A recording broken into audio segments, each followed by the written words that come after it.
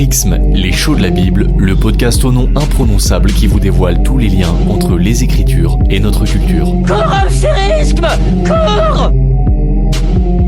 Salut à toutes et à tous, aujourd'hui on va parler d'un vieux couple. C'est long, hein? Oh, on a des petits mots de temps en temps, on se dispute, mais ça revient.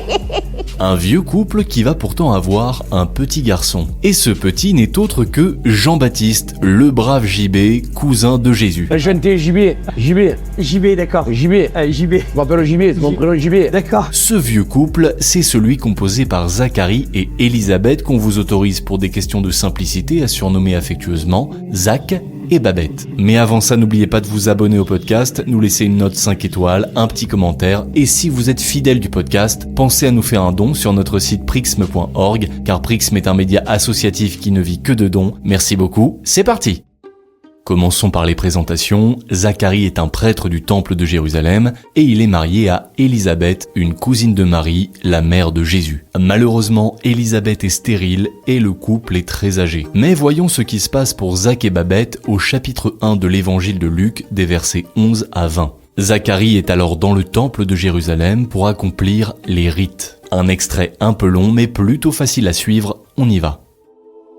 L'ange du Seigneur apparut à Zacharie, debout, à droite de l'autel de l'encens. À sa vue, Zacharie fut bouleversé, et la crainte le saisit. L'ange lui dit : « Sois sans crainte, Zacharie, car ta supplication a été exaucée. Ta femme Élisabeth mettra au monde pour toi un fils, et tu lui donneras le nom de Jean. Tu seras dans la joie et l'allégresse, et beaucoup se réjouiront de sa naissance, car il sera grand devant le Seigneur. Il ne boira pas de vin, ni de boisson forte, et il sera rempli d'Esprit Saint dès le ventre de sa mère. Il fera revenir de nombreux fils d'Israël au Seigneur leur Dieu. Il marchera devant, en présence du Seigneur, avec l'esprit et la puissance du prophète Élie, pour faire revenir le cœur des pères vers leurs enfants, ramener les rebelles à la sagesse des justes, et préparer au Seigneur un peuple bien disposé. Alors Zacharie dit à l'ange : « Comment vais-je savoir que cela arrivera ? Moi en effet je suis un vieillard, et ma femme est avancée en âge. » L'ange lui répondit : « Je suis Gabriel, et je me tiens en présence de Dieu. J'ai été envoyé pour te parler et pour t'annoncer cette bonne nouvelle. Mais voici que tu seras réduite au silence, et jusqu'au jour où cela se réalisera, tu ne pourras plus parler, parce que tu n'as pas cru à mes paroles. Celles-ci s'accompliront en leur temps. » Vous m'inspirez, Élisabeth, vous m'anéantissez. Vous m'invitez, Élisabeth, dimanche à l'heure du thé. Élisabeth, un prénom biblique qui signifie Dieu et promesse et qui a inspiré les fouteurs de joie dans la chanson éponyme. Alors, asseyez-vous bien confortablement avec une grande grenadine car on apprend plein de choses dans ce passage. D'abord, l'ange Gabriel apparaît à Zacharie et lui annonce qu'Élisabeth, sa femme, va tomber enceinte malgré son âge et sa stérilité. Fini le tricot et bienvenue les biberons et les couches. Deuxième chose, l'ange Gabriel lui dit que son fils s'appellera Jean. Le nom de l'enfant est donc dicté par Dieu, on va revenir là-dessus. Et troisième chose, l'ange dit à Zacharie que Jean annoncera et préparera la venue du Seigneur, du Messie, chez les chrétiens, une mission plutôt costaude. Et face à toutes ces annonces qui lui paraissent incroyables, Zacharie demande à l'ange Gabriel comment cela pourrait-il se faire, car lui et Élisabeth sont âgés et elle stérile. Par cette question, Zacharie manque de foi, il est frappé par le châtiment divin, il devient muet. Un peu comme Bernardo dans Zorro.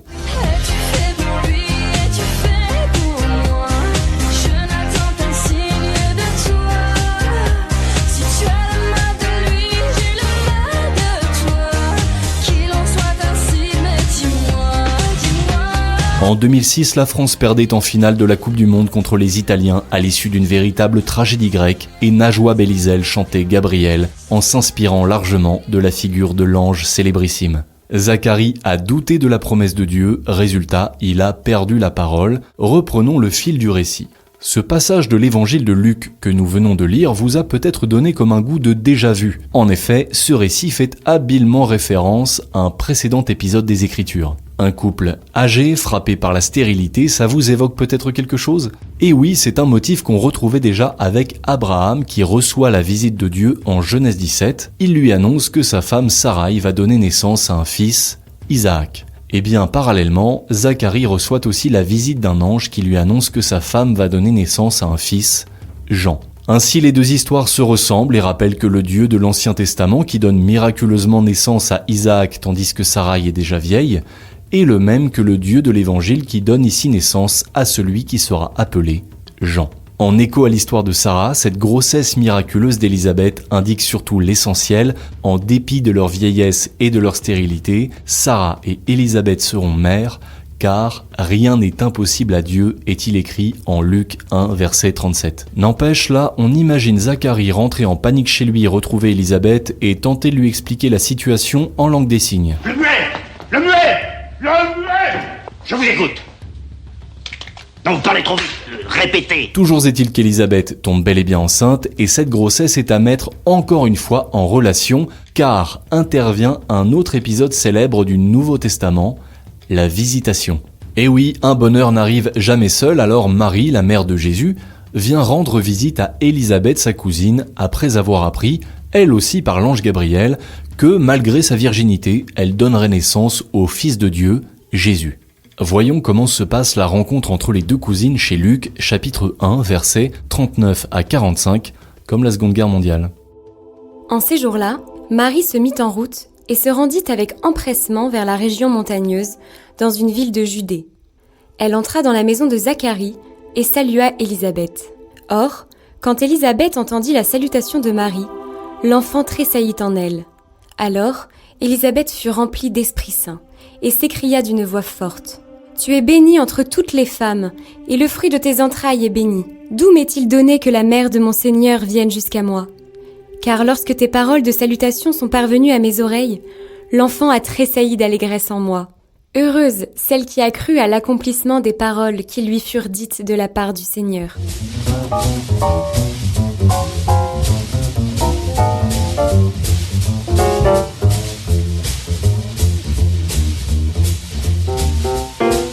En 1956, le jazzman Paul Chambers composait ce petit air nommé Visitation en hommage à ce passage de l'évangile de Luc. Beaucoup plus qu'une double baby shower entre cousines, Luc donne beaucoup d'importance à cet épisode. Les cousines sont non seulement unies par une forte affection, mais elles partagent aussi cette grâce divine d'être miraculeusement enceintes. Car Élisabeth est une vieille femme âgée supposément stérile, et la Vierge Marie n'a pas connu Joseph, comme on dit pudiquement dans la Bible, elle est demeurée vierge. Ce sont bien deux femmes enceintes qui se saluent, et dans le même temps, deux enfants cousins qui se reconnaissent. Élisabeth dit que l'enfant qu'elle porte a tressailli d'allégresse en son sein lors de la salutation de Marie. Le bondissement de Jean est un geste prophétique. Il est celui qui annonce le Christ. Étymologiquement, le terme grec prophétesse signifie celui qui parle à la place ou celui qui parle avant. Selon Élisabeth, Jean est en train de saluer et de reconnaître Marie et Jésus. Ainsi, la proximité de Jésus et Jean-Baptiste dès les premières pages de l'évangile de Luc nous indique un détail clé, ces deux nouveau-nés sont liés. Et en effet, pour les chrétiens, Jean-Baptiste est le dernier des prophètes et Jésus est le Messie annoncé par les prophètes de jadis. It was John the Baptist, prophet of God. It was John the Baptist. John the Baptist. On retourne en 2006 encore une fois avec le groupe américain The Ball Brothers et le titre John the Baptist, où il raconte la vie du prophète Jean-Baptiste et sa préparation de la venue du Messie. Fils de Zacharie et Élisabeth, pour les chrétiens, Jean-Baptiste est par excellence la figure du prophète et du précurseur. En effet, il annonce la venue du Messie et il prépare et dispose les chemins puisqu'il naît 6 mois avant son cousin Jésus. Mon cousin, qu'est-ce que vous faites ? Après avoir passé 3 mois chez Élisabeth et Zacharie, Marie se dit que la vie à la montagne c'est bien sympa mais qu'on est quand même mieux chez soi et elle rentre chez elle à Nazareth. Élisabeth est à ce moment-là sur le point d'accoucher puisque 6 plus 3 ça fait 9 mois et ouais, spémat au bac. Et là arrive un grand moment, la naissance de Jean, pour rappel Zacharie est toujours muet, et communique en langue des signes, toujours dans l'évangile de Luc chapitre 1 versets 57 à 66. Pour Élisabeth, fut accompli le temps d'enfanter, et elle donna naissance à un fils. Ses voisins et ses parents apprirent que le Seigneur magnifiait sa miséricorde à son égard, et avec elle, ils s'en réjouissaient. Et ce fut le 8e jour qu'ils vinrent pour circoncire l'enfant, et il voulait l'appeler du nom de son père, Zacharie. Et sa mère répondit en disant « Non, mais il sera appelé Jean. » Et ils lui dirent « Il n'y a personne dans ta parenté qui soit appelé de ce nom. » Et il demandait par signe au père comment il voulait qu'on le nommât. Et après avoir demandé une tablette, il écrivit « Jean est son nom. » Et tous furent dans l'étonnement. Sa bouche s'ouvrit à l'instant même, et sa langue se délia, et il parlait, bénissant Dieu. Et la crainte s'empara de tous leurs voisins, et dans toute la région montagneuse de la Judée, on s'entretenait de toutes ces choses. Et tous ceux qui en entendirent parler, les mirent dans leur cœur en disant « Que sera donc cet enfant ?» Et la main du Seigneur était avec lui. Traditionnellement, à l'époque antique, au Proche-Orient, c'était le père qui donnait son nom à l'enfant nouveau-né. Dans la culture juive, le nom est d'ailleurs attribué au moment de la circoncision, la Brit Mila, comme c'est le cas ici. Mais dans la scène racontée par l'évangile de Luc, il y a un léger souci, le père Zacharie est muet depuis que sa femme est enceinte, et c'est la mère Élisabeth qui prend justement les devants en refusant de donner à cet enfant le nom de Zacharie, ou Zacharie Jr., comme on pourrait imaginer. Prenant ainsi la parole avec autorité, Élisabeth fait bien plus qu'un simple acte féministe. En fait, par ce choix résolu, Élisabeth obéit à la demande de l'ange, demande formulée à son mari Zacharie. Symboliquement, ce récit de l'évangile de Luc nous présente ainsi un magnifique modèle de complicité à travers le couple Élisabeth-Zacharie. Le texte ne le raconte pas, mais on peut faire l'hypothèse que Zacharie met au courant sa femme par langage des signes ou par l'écriture, à propos de ce que l'ange lui a dit. Or, celle-ci assume ses responsabilités lorsqu'il s'agit de renvoyer chez eux les proches et les voisins. Ainsi, le récit met en lumière non pas l'un ou l'autre personnage, mais le couple. Les proches et les voisines s'étonnent de la réponse d'Élisabeth et de ce prénom inattendu. Se faisant lourdement insistant, ils se tournent alors vers Zacharie qui, comme le veut la tradition, est chargé de choisir le nom. Vous le savez et nous aimons le répéter dans la Bible, les noms ont une signification. En l'occurrence, Jean est l'adaptation française du nom hébreu Yohanan, contraction de Yehohanan qui signifie « le Seigneur fait grâce ». Ce prénom évoque le miracle de la naissance de Jean-Baptiste. Dieu fait grâce au couple Élisabeth et Zacharie. Par-delà la vieillesse et la stérilité, la grâce de Dieu donne naissance à Jean. Vous savez désormais pourquoi Jean-Baptiste s'appelle Jean, mais pas encore Baptiste, et ça, ce sera l'objet d'un autre épisode. Allez, on vous libère, c'est l'heure d'aller prendre l'apéro chez la cousine. D'ici là, n'oubliez pas de vous abonner au podcast, de partager cet épisode à tous les Jean, Élisabeth, Zacharie ou Baptiste que vous connaissez, et pensez à nous faire un don sur prixme.org, car on ne vit que de dons chez Prixme. Et on vous laisse avec John Martyn et son titre de 1970, John the Baptist. À très très vite. I'm John the Baptist, and this is my friend Salome. And you can bet it's my head she wants, and not my heart only. If you see me smiling, you wonder why. You can bet it's a private joke between her